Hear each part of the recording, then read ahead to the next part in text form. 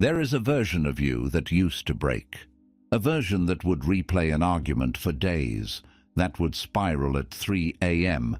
because of something someone said or didn't say, that would lose an entire week to a single moment of rejection, a single email, a single look from someone whose opinion had somehow become the measure of your worth.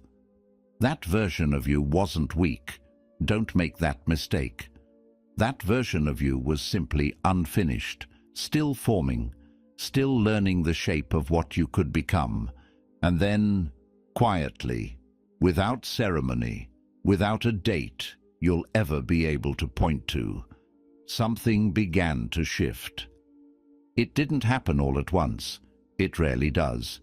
It happened in the small moments, in the argument you chose not to escalate, in the morning you woke up after a devastating night and made coffee anyway. In the moment, someone said something designed to wound you, and you felt it. You really felt it. And then you let it pass. You didn't become numb. You didn't become cold. You didn't stop caring about the world or the people in it. You became something rarer.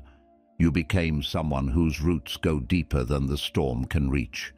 Marcus Aurelius, Roman emperor, philosopher, Stoic, a man who commanded armies and sat with dying children and still found the discipline to write every single morning about how to be better. He had a name for this. He called it the inner citadel, a fortress not built of stone, but of something no external force could ever truly breach: the disciplined, examined, intentional mind.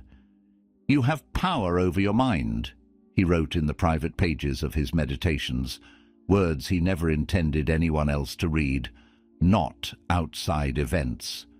"Realize this, and you will find strength." This is not an episode about how to become mentally strong. It is not a list of habits to adopt or routines to perform. It is something quieter than that, and I think more valuable. It is about recognition. It is about the 10 signs, subtle, quiet, easy to miss, that tell you the work is already happening, that despite everything you've been through, despite every time you thought you weren't making progress, something inside you has been building.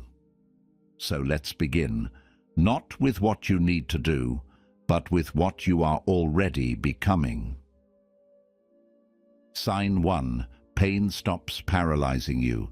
You still feel pain, deeply, honestly, sometimes overwhelmingly, but it no longer stops you. There was a time, and if you're honest with yourself, you know exactly what I'm describing, when pain had the power to freeze everything: a betrayal, a failure, a word said in anger by someone you loved.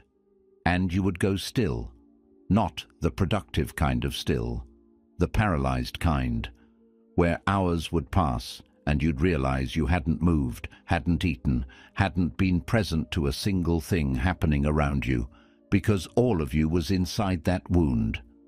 Some of that paralysis lasted days, some of it lasted longer. But there comes a moment, a turning point so quiet you almost miss it, when something changes. Not the pain. The pain can be just as sharp, just as real. What changes is the relationship between the pain and your capacity to keep moving. You feel it, and you also make breakfast. You carry it, and you also show up. You are not fine, and you function anyway. This is not numbness. Numbness is what happens when people are so afraid of pain that they build walls against feeling anything at all. What I'm describing is the opposite. It's the ability to feel fully, to not run from the experience, while also refusing to let it be the last word on what you do next. The Stoics did not believe in avoiding pain. That idea, that Stoicism means having no emotions, feeling nothing, maintaining a blank face at all times, is perhaps the most persistent and most damaging misunderstanding of the philosophy. Epictetus, who was born a slave, who spent the early years of his life with no control over his body, his labor, or his freedom, understood something about pain that most free people never learn. He taught that suffering was not the enemy, avoidance was.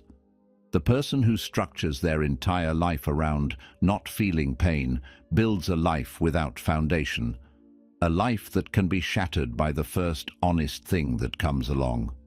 "Seek not that the things which happen should happen as you wish," he said, "but wish the things which happen to be as they are, and you will have a tranquil flow of life." That sentence is almost impossibly difficult to live. It asks you to stop fighting the fundamental nature of reality, to stop exhausting yourself trying to make the world match the story you want to tell about it, and to instead, with full awareness of how hard this is, meet what is actually there. When pain stops being a wall and starts being weather, something that moves through you rather than immobilizes you, that is the first sign. You have learned in your bones that you can survive what you feared, and survival, repeated enough times, becomes something more than survival. It becomes evidence, a quiet, unshakable knowledge that no matter what comes next, you have been in the dark before, and you found your way out, and you will again. The people around you may not see this change. It doesn't announce itself, but you feel it, in the way you breathe when hard news arrives, in the way the first moment of shock settles into something steadier, faster than it used to, in the way you say to yourself, almost without thinking, "Okay, what do we do now?" That word, "okay," is not resignation. In the mouth of someone who has done the work, "okay" is one of the most powerful words there is. Sign 2. You stop needing to be right. Think about the last real argument you had. Not a disagreement. Those are healthy, productive, a sign that two people actually care enough to say what they think. I mean an argument in the older sense of the word, the kind with heat, the kind where something tightens in your chest and your mind starts racing ahead to find the perfect rebuttal before the other person has even finished their sentence. The kind where the point is no longer about finding truth, it's about winning.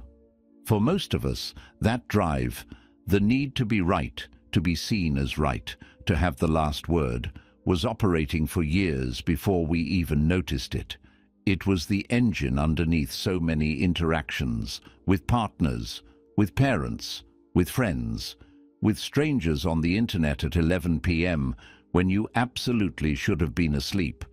And there comes a time in the development of a strong mind when that engine begins to feel exhausting, childish even, not because you've stopped having opinions or stopped believing in things, but because you've started to ask a question that changes everything. The question is simple: what do I actually lose by letting this go? And in most cases, not all, but most, the honest answer is nothing. Nothing real. Nothing that will matter in a week or a year or in the long story of who you are. Marcus Aurelius wrote, again in those private pages meant for no one, "How much more grievous are the consequences of anger than the causes of it?" Read that again. He's not saying the causes of anger are insignificant. He's saying that the consequences of choosing anger, of letting the need to win govern your response, almost always outweigh whatever started the fire. The relationship damaged, the reputation spent, the energy poured into a battle that didn't need to be fought, the hours of replaying, rehearsing, reformulating, all of it in service of an outcome that was never as important as it felt in the moment. Now here is the nuance, because this sign is often misunderstood. Letting go of the need to be right is not the same as accepting lies. It is not passivity or cowardice or the surrender of your values. There are things worth fighting for. There are moments when you must hold your ground, speak the hard truth, refuse to let something false stand unchallenged. But the mentally strong person has developed a capacity for discernment. They can feel the difference between a fight worth having and a fight that exists only to serve the ego's hunger. And when it's the latter, when the argument is really about nothing more than the desire to feel superior, they choose differently. They choose to let the other person have the last word. They choose to walk away. They choose their peace over the satisfaction of being right. And they're able to do this not because they don't care, but because they care about something more than winning. They care about who they are becoming. They care about the kind of life they are building. In the Stoic tradition, this kind of restraint was considered not a weakness, but the highest form of strength. Anyone can react. Anyone can escalate. The rare and difficult thing, the thing that takes years to learn, is the ability to hold your power in reserve, to know that you could respond, and to consciously decide that you won't. That decision, made quietly and without announcement, is a form of authority that no argument you could have ever won would have given you. Sign 3. Silence becomes your answer. There is a particular kind of person, and I suspect you have met several of them, who provokes not with logic, not with evidence, but with noise, who creates conflict not because they have something true to say, but because they want to see what they can make you do, who measures their power not by what they've built, but by how much they can make others move. For a long time, you gave them what they wanted, not because you were weak, but because you hadn't yet learned to distinguish between the things that deserved your attention and the things that were simply demanding it.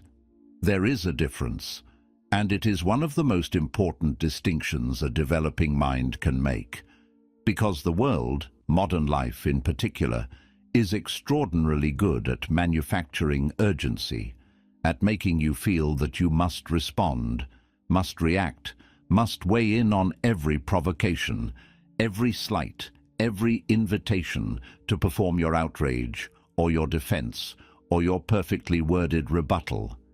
And for years, maybe, you accepted that pressure. You felt it and you complied with it because that was what seemed to be expected. That was what everyone around you was doing. Then something changed. Marcus Aurelius wrote, "The first rule is to keep an untroubled spirit. The second is to look things in the face and know them for what they are." When you have done the inner work, when you know what you value, when your identity is not constructed from other people's approval, when your sense of yourself doesn't depend on being seen to respond, silence stops being an absence. It becomes a presence, a full, deliberate, chosen presence that says, "I see what is happening here. I understand what is being asked of me, and I am choosing not to give it." This is one of the most misunderstood forms of strength, because from the outside, it can look like indifference. It can look like weakness. It can look like you didn't notice or didn't care or didn't have anything to say. But the person who has developed this capacity knows the truth. Silence is often the most powerful, most considered, most difficult response available. Anyone can speak. Anyone can react. The discipline to withhold, when withholding is the wiser choice, is rare. You begin to notice it in small moments. Someone takes credit for your work. Someone says something dismissive in front of others. Someone baits you in a comment, in a meeting, in a conversation, waiting for you to take the hook. And instead of the old familiar rush, the heat in your face, the scramble for words, the desperate need to defend yourself immediately, there is a pause, a breath, a look, and then nothing, or very little, a measured, unhurried response, or no response at all. That pause is not hesitation. That silence is not emptiness. It is the outward expression of an interior architecture that has been under construction for years. It is what you look like when you finally stop letting other people set the terms of your emotional life. The world will never stop trying to pull a reaction from you. That is, in some sense, what much of social life is. A constant negotiation about who gets to decide how you feel and what you do about it. The sign of an unbreakable mind is knowing when to negotiate and when to simply not show up to the table. Sign 4. You can hold grief without drowning. I want to be careful here because this sign is perhaps the one most prone to misunderstanding. When people talk about mental strength, about being unbreakable, about resilience, about the Stoic ideal, there is a version of this conversation that ends in a kind of emotional poverty, a version that says, the strong person doesn't grieve, the strong person moves on quickly, the strong person doesn't let loss affect them. That is not what I'm describing, and it is not what the Stoics taught. Marcus Aurelius lost children, multiple children, in a time when such losses were common, but no less devastating. He grieved. He wrote about it. He sat with it. He did not perform in vulnerability. Seneca lost friends and colleagues and wrote with piercing honesty about the experience of absence, about the specific, unignorable weight of a loss that changes the shape of your daily life. Even Epictetus, whose philosophy was perhaps the most demanding in its call for detachment, did not argue that the loss of someone you love should simply roll off you like water. What he argued, and this is the crucial distinction, is that how you hold that grief, how you relate to it, how you allow it to inform your life without consuming it entirely, is a choice. Painful, difficult, imperfect, but a choice nonetheless. There is a difference between grief that moves through you and grief that pools. Grief that moves through you hurts, sometimes terribly. It shows up in waves. It arrives without warning. It colors ordinary moments in shades you didn't expect, but it moves.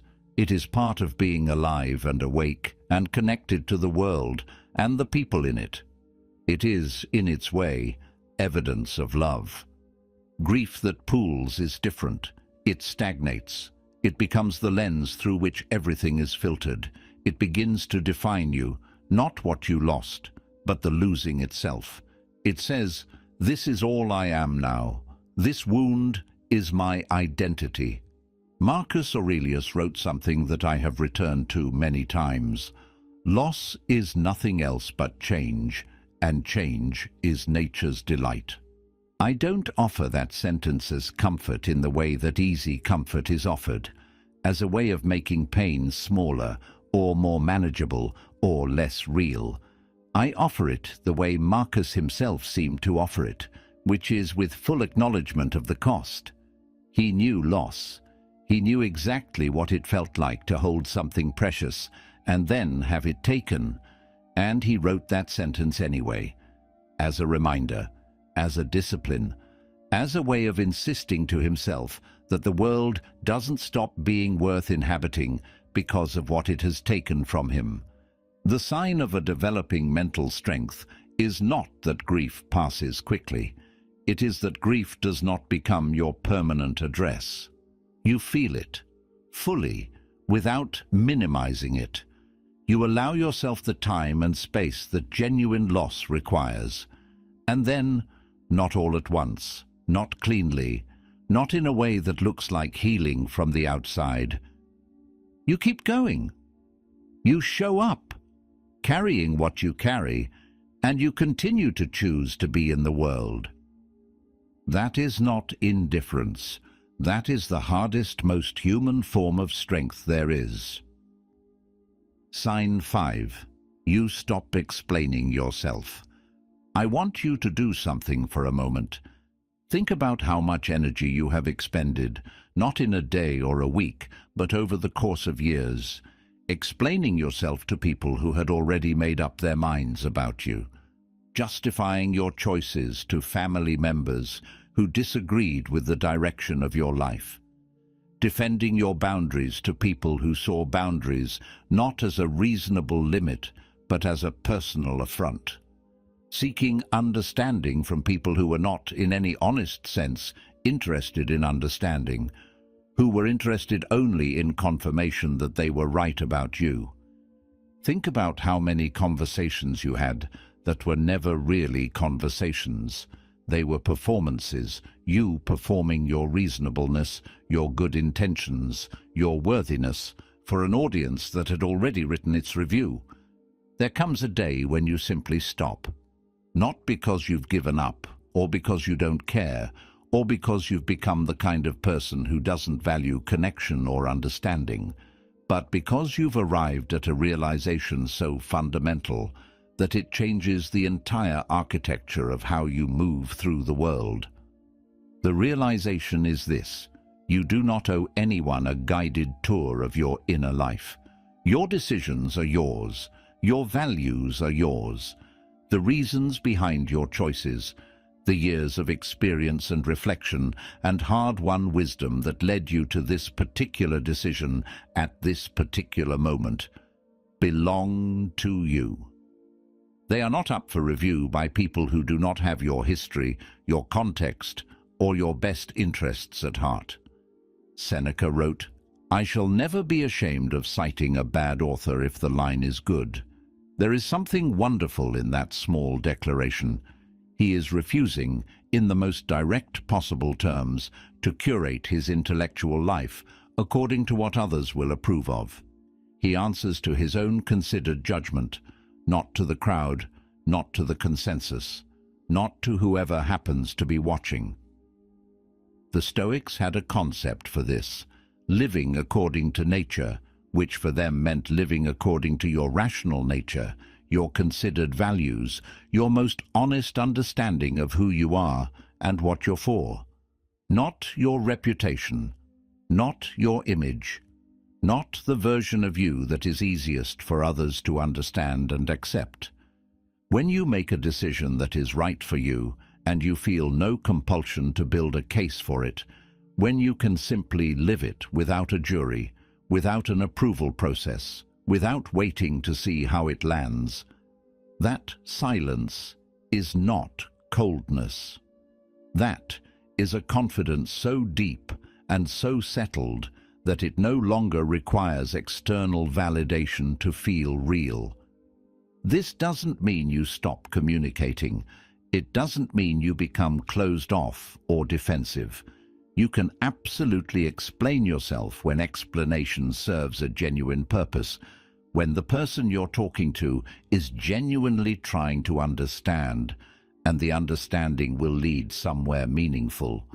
But that is different from explaining yourself out of anxiety, out of the fear that if you don't justify your choices sufficiently, someone will think less of you, out of the compulsion to make sure everyone around you is comfortable with the life you are choosing to live. You will know this sign has arrived when someone questions your choices, your path, your relationship, your work, your values, and instead of the old familiar anxiety, the reaching for words, the scramble to make them understand, you feel something closer to calm, a quiet, almost amused certainty that says, "I know why I'm doing this. That is enough." Sign 6. You no longer fear being alone. This one is subtle, and it is, I think, one of the most profound transformations a person can move through, in part because it is so rarely discussed in those terms. We live in a culture that is genuinely terrified of aloneness, not solitude.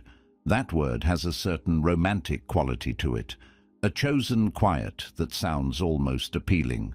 I mean aloneness in the deeper sense. The experience of being alone with yourself, with your own thoughts, with the things you've done and the things you haven't done, with the version of yourself that exists when there is no performance required. Most people will go to extraordinary lengths to avoid that experience. They fill every quiet moment before it has a chance to settle. They reach for the phone before the silence becomes uncomfortable. They stay in friendships that have long since exhausted themselves, and in relationships that ended emotionally months or years before they ended officially, because the alternative, that quiet, that space, that confrontation with one's own company, feels like a kind of falling. And then something turns.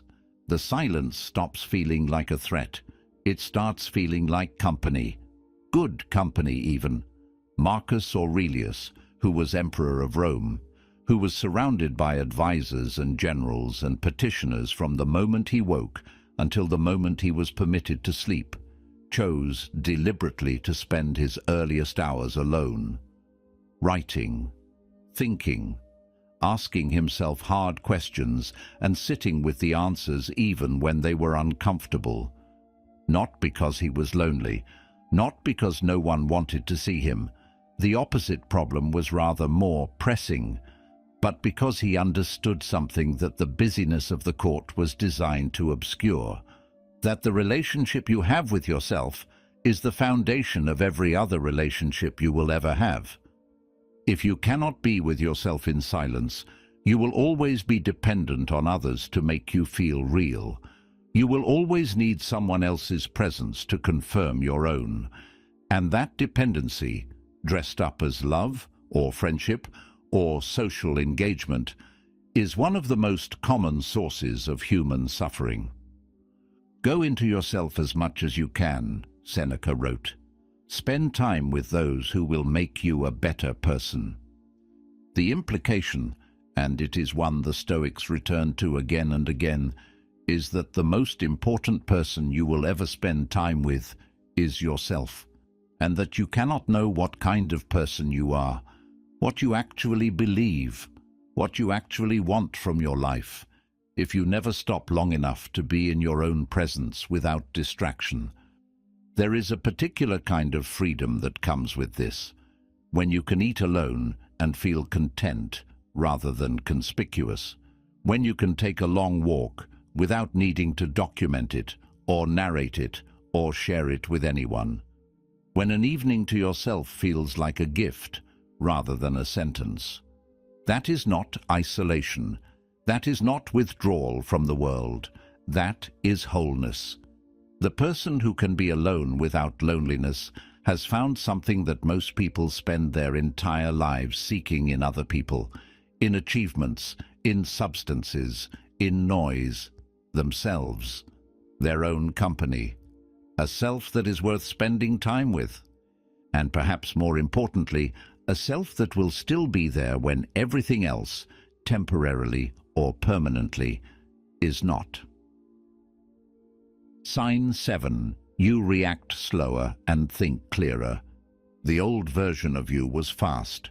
Fast to anger. Fast to assume the worst. Fast to fill in the blanks of an ambiguous situation with the most threatening interpretation available. Fast to say the thing that felt good in the moment and cost you something later. And the speed felt like something. It felt like decisiveness, like conviction, like a mind that knew its own positions and defended them without hesitation. But real decisiveness, the kind that the Stoics spent centuries refining, the kind that Marcus Aurelius practiced in the governance of an empire, is not speed. It is accuracy. It is the ability to see clearly, to reason honestly, to arrive at a response that serves the actual situation, rather than the story your nervous system told you about the situation in the first half second. Marcus Aurelius wrote, "If someone is able to show me that what I think or do is not right, I will happily change, for I seek the truth, by which no one was ever truly harmed. It is only the person who persists in self-deception and ignorance who is harmed." There is an entire philosophy of mind contained in that statement. The willingness to be wrong, the willingness to update, the willingness to pause, genuinely without performance, and ask yourself whether your first impression of a situation is actually accurate. or whether it was filtered through old wounds, old fears, old patterns that have nothing to do with what is actually happening right now. The practice the Stoics recommended was not complicated. It was extraordinarily difficult, but not complicated. It was simply this: between what happens and what you do about it, there is a gap, and in that gap lives your freedom. In that gap lives your ability to choose who you are. Viktor Frankl, not a Stoic, but someone who understood from the depths of genuine suffering what the Stoics had been teaching for centuries, said something similar. Between stimulus and response, there is a space. In that space is our power to choose our response. In our response lies our growth and our freedom. The person you are becoming has learned to find that space, not always, not perfectly, but more often and with greater ease than before. You notice it in small, unremarkable moments. Someone says something dismissive. Someone cancels at the last minute. Someone sends a message that could be read two ways, one innocuous and one threatening. And instead of the old automatic response, the heat, the assumption, the immediate reply you'd regret, there is a breath. A moment of actual quiet inside yourself. And in that moment, a question. Is this actually what I think it is? Or am I bringing something to this situation that belongs to me, not to them? That question alone, asked honestly before you respond, changes everything. It changes your relationships. It changes your reputation. It changes the kind of problems you create for yourself versus the kind you avoid. It changes, over time, the entire texture of your life. The pause is not hesitation. It is not weakness or indecision. It is the outward sign of an inner architecture that has learned, through failure, mostly, through the slow accumulation of consequences, that most things deserve more consideration than they get in the first second. And the person who has learned that is already ahead of most of the world. Sign 8. Criticism no longer defines you. There is a particular kind of comment that used to find you, a word said in passing, a raised eyebrow, a review, a text that took too long to arrive, and live inside your head for days afterward.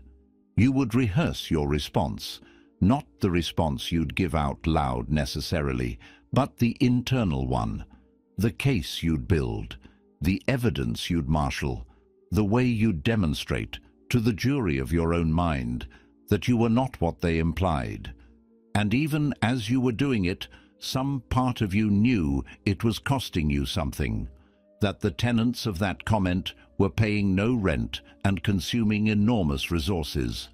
The shift, and it happens gradually, and then all at once, is when you develop the ability to hear criticism and do something different with it. Not dismiss it, not pretend it didn't happen, not perform the kind of confident indifference that is actually just defended insecurity, but genuinely, honestly receive it, weigh it with the same rigor you would apply to any information. Take what is useful and set down what is not. Epictetus wrote something about this that I find quietly devastating in its clarity. If anyone tells you that a certain person speaks ill of you, do not make excuses about what is said of you, but answer, "He was ignorant of my other faults, else he would not have mentioned these alone." The humor in that is real, but underneath the humor is something profound. The person who is genuinely at peace with their own imperfections, who is not hiding from what they know to be true about themselves, who is actively working on it rather than defending against it, cannot be wounded by someone pointing at what they already know. Because the wound of criticism, in its most damaging form, is not really about what was said. It is about the fear that they might be right, that the thing they named is real, and you've been hoping no one would notice. and now someone has. But the person who has done the interior work, who has sat with their failures and their flaws and their worst moments without flinching, has already named those things. They've already had that conversation with themselves in the privacy of their own examined life, and there is nothing left to be ambushed by. This doesn't mean you stop caring what people think entirely. That would be its own form of dysfunction, a kind of arrogance that masquerades as strength. The Stoics cared deeply about virtue, about doing the right thing, about being the kind of person whose actions they could stand behind. That care is not indifference to others, but they drew a firm line between caring about what was true and caring about what was merely popular, between the opinion of someone who knew them and was trying to help them improve, and the opinion of someone who had an agenda or was in pain or simply didn't know enough to have an opinion worth holding on to. The day you stop living primarily inside other people's assessments of you is the day you become, for the first time, fully yours. Not perfect, not beyond reproach, not beyond the reach of honest, difficult feedback from people who deserve your attention, but beyond the reach of random damage, beyond the reach of the person who says something cruel at a party and ruins your next 3 days. That freedom, quiet, unannounced, unmistakable, is one of the clearest signs that something fundamental has changed. Sign 9. You keep your word, especially to yourself. This is the one that most discussions of mental strength overlook entirely, because it doesn't happen in the dramatic moments. It doesn't happen in the crisis, or the confrontation, or the moment of visible resilience that other people can see and admire. It happens in the dark, in the quiet, when no one is watching and no one would ever know. You said you would wake up early. The alarm went off. No one was there to see whether you got up or not. But you did. You said you would not reach out to the person who hurt you. The 2 a.m. impulse arrived, familiar, powerful, dressed up in 100 reasonable-sounding justifications. But you didn't reach out. You said you would do the hard thing, the uncomfortable thing, the thing that wouldn't pay off for weeks or months or years, the thing that required patience you weren't sure you had, faith you weren't sure you deserved. And you're still doing it. Every one of those moments, invisible, unwitnessed, unremarkable on the surface, is a brick in the inner citadel. Marcus Aurelius wrote the Meditations as a private practice of accountability. He was holding himself to standards that neither his position nor his power could enforce, standards that only he would ever know he was keeping or failing. He woke each morning and wrote, in essence, "This is who I want to be today." And then he lived the day. And then he came back the next morning to do it again. There is something in that practice that I find more compelling than any philosophy lecture ever written. It is the recognition that becoming who you want to be is not a single decision. It is 1,000 small decisions made daily, in the privacy of your own choices, when the cost of choosing differently would be invisible to everyone but you. Waste no more time arguing about what a good man should be, he wrote. Be one. The Stoics were deeply suspicious of the gap between words and actions. They had little patience for the person who articulated beautiful ideas about virtue and discipline, and then lived in a way that bore no relationship to those ideas. Philosophy for them was not a conversation, it was a practice, and the measure of the practice was not what you said about it, but what you did when no one was watching. There is a specific quality of trust that develops when you begin to keep your promises to yourself consistently. It is not the same as confidence, though it often gets confused with it. Confidence is about your belief in your ability. This is something deeper. It is trust, faith, a knowledge that when you say you will do something, the version of you that shows up in the morning, tired, maybe, distracted, facing 100 other demands, will actually do it. A mind that trusts itself is extraordinarily difficult to break, because it knows, from direct and repeated experience, that it can rely on itself. And a person who knows they can rely on themselves has access to a resource that nothing external can take away. This is why the Stoics spent so much time on small disciplines: the morning reflection, the evening review, the deliberate practice of living according to your stated values in ordinary moments. Not because those small things were impressive, but because the small things, accumulated over time, become the person. You are building something right now, with every promise kept to yourself, with every moment of alignment between who you say you are and what you actually do. It is quiet work. It is invisible work. It is the most important work there is. Sign 10. You find peace in uncertainty. This is the final sign, and in many ways it is the one that contains all the others, because all of the previous 9, the capacity to survive pain, to release the need to be right, to sit with grief, to stop explaining yourself, to be alone, to respond rather than react, to bear criticism, to keep your word, all of them depend at their root on this. On the ability to stop requiring the future to be what you need it to be in order to be okay right now. The Stoics believed, and this is perhaps their most radical and most difficult teaching, that the primary source of human suffering is not what actually happens to us.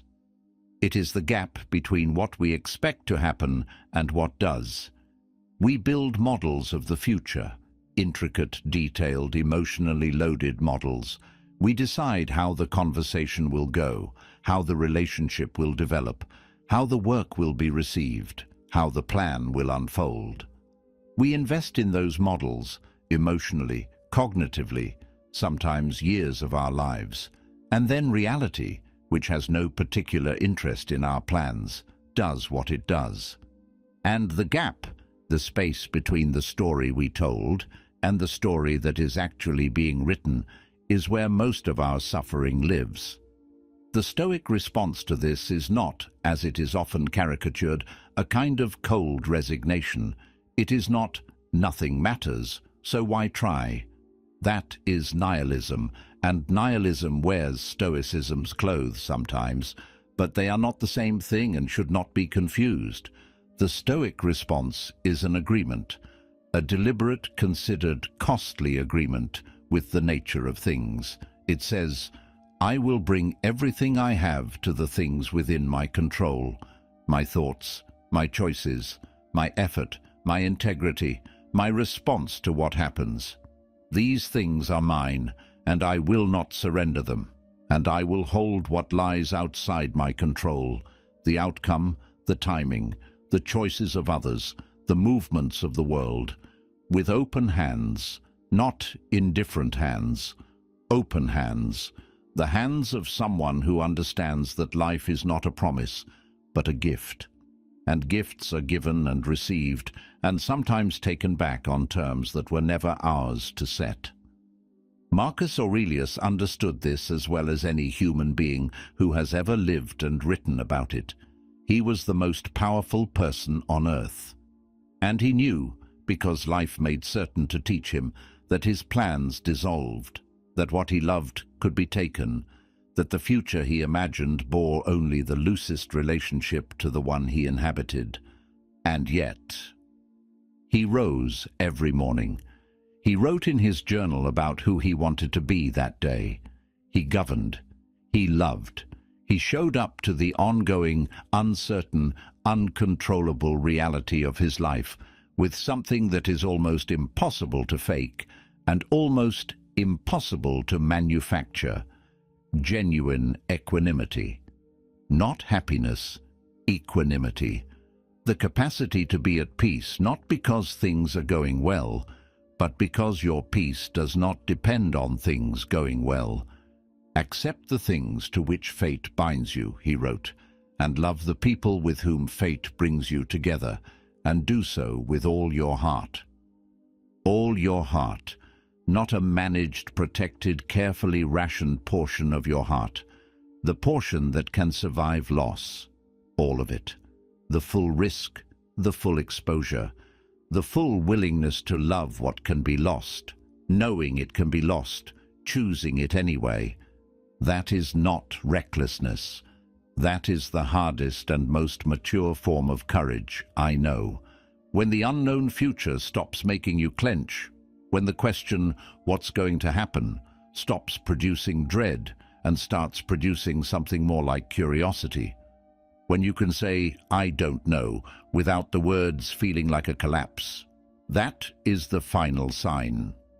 The inner citadel is complete, not perfect, not impervious to everything, but real and yours, and built on something that doesn't depend on circumstances staying comfortable. You are ready for whatever comes next, not because you know what it is, but because you have learned, through everything, that you can meet it. None of them visible on the surface, none of them announced, none of them celebrated by the world around you, because the world doesn't track these things. It doesn't have a metric for the moment you chose not to react, or the morning you got up after the night that wanted to keep you down, or the day you finally stopped explaining yourself to someone who wasn't listening anyway. But, you know, and if you recognized yourself in even a few of these signs, if you sat with one of them and felt the quiet recognition of yes, that's happened, that's different now, then something is underway inside you that most people never find. You are not the person who used to break. You are not yet the person you will become. That is the honest truth, and the Stoics were always honest. The work is never finished. Marcus Aurelius wrote the Meditations until near the end of his life, still returning each morning to the same questions, still finding himself imperfect, still choosing to try again. That is not failure. That is the practice. The practice of building day by day, in small invisible moments, the person who can be trusted with difficulty, the person who can hold loss without drowning, the person who can be alone without being lonely, the person who can be uncertain without being afraid. Marcus Aurelius didn't write the Meditations for us. He wrote them for himself. A daily letter to the man he was trying to become, from the man who kept falling short, who kept trying anyway. You are writing yours now, in every choice that no one sees, in every moment of restraint, of honesty, of showing up when it would have been easier not to, in every time you chose the harder, truer thing. Keep writing. Until next time, be the inner citadel.